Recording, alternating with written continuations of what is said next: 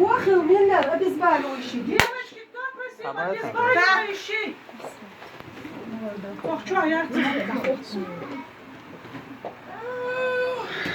Tamam düğün tonumuz yok mu? Ya best görürüz. Amin desin Allah. Tak. Akçalı değil. Aç diye de soyu. Hayır. Dokma diyorlar. Ne diye? Sen pek 300 sordun. doların vakti diyorlar. Ya eğer yokmuş ya. Mal sanıyor ya var $300 hiç bence ayrı akçayı.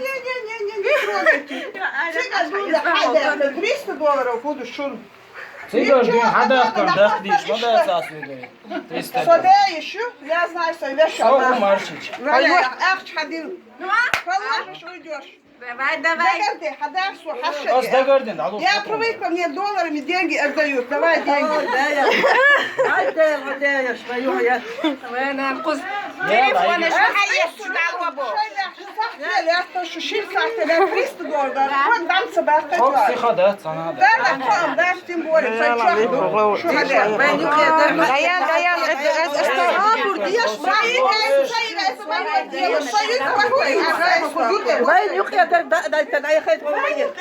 Они оттуда приехали. Sigara haber şu yıl bu. Yener haber. Евро наш хада, евро. Evet, o da yakar. Doğuş da yakar. Gel, hayır. Her akças hadi esnaf privatın doğum. Duruş hadi yatayı git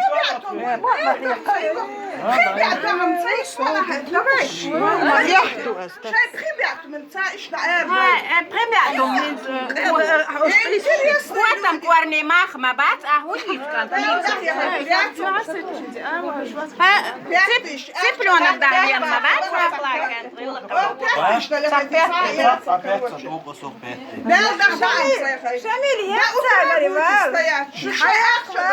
Торговец, мичер вали наш, а? Хаша, это молодой волшеб, какой хитрый. Идите отсюда, это я торгую.